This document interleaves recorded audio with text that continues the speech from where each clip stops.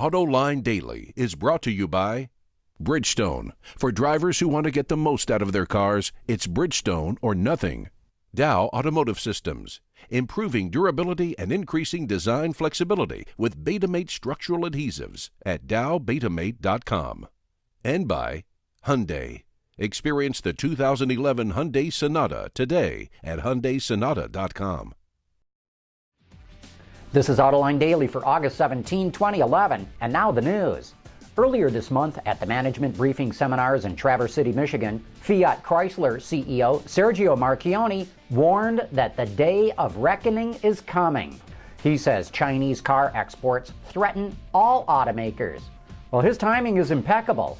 Chinese exports jumped 50% in the first half of the year to just over 376,000 vehicles. About 3/4 were passenger cars, the rest were commercial vehicles.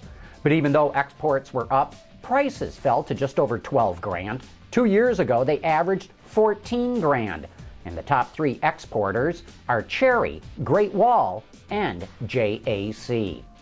As we reported last year, GM will offer a diesel-powered Chevy Cruze in the U.S.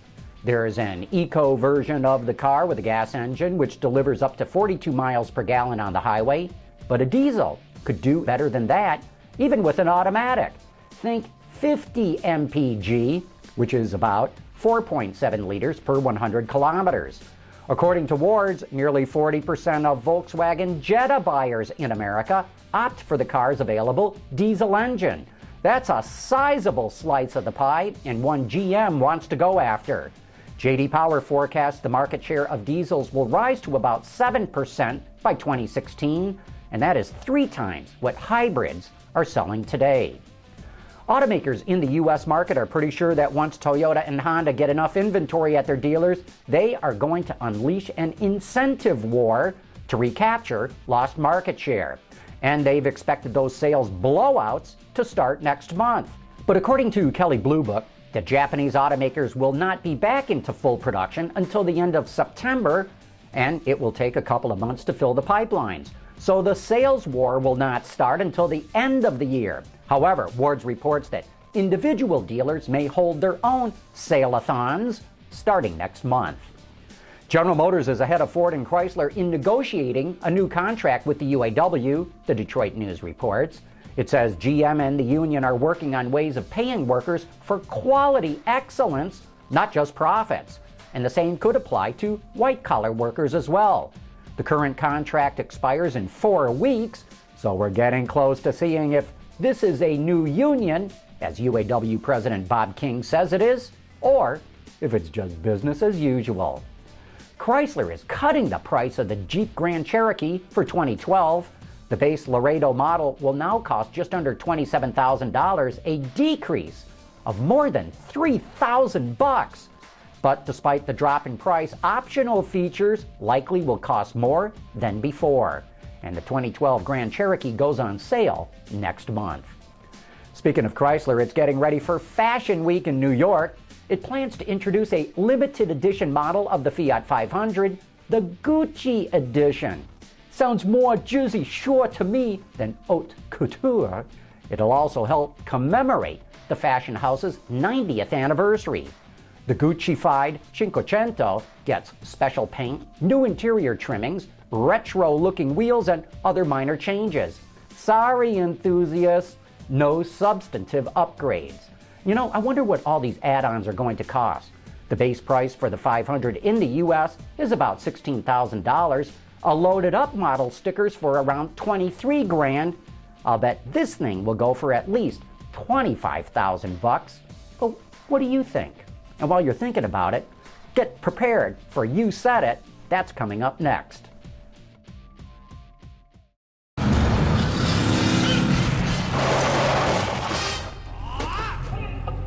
I got this one, old man.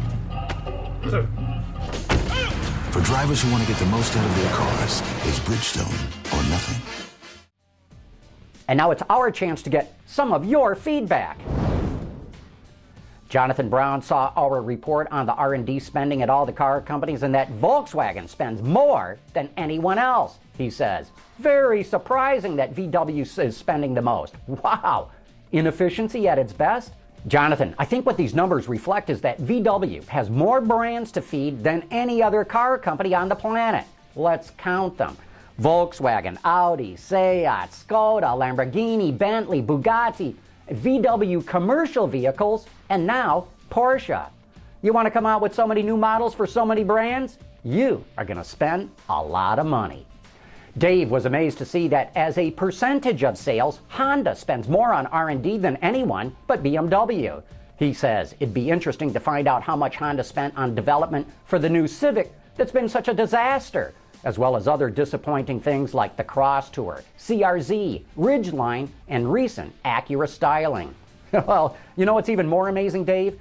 It takes just about as much money to develop a poorly designed car as it does to do a great one. For example, the cost of tooling up an ugly body panel set is the same as tooling up beautiful ones. Lanthos 650 heard us say that the UAW rank and file is not happy with the two-tier wage system where new hires get half as much as veteran workers. He asks, WTF is rank and file?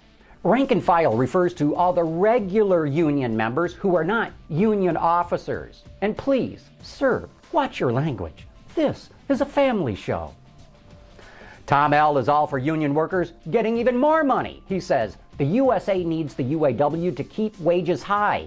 These are the people that keep the economy going. They keep Target and J.C. Penney in business. Earning more money equals nicer car. UAW, keep up the good work. Tom L., in principle, I definitely agree with you. But how do you keep a company competitive if your competition uses non-union workers who have lower labor costs? That is a real dilemma.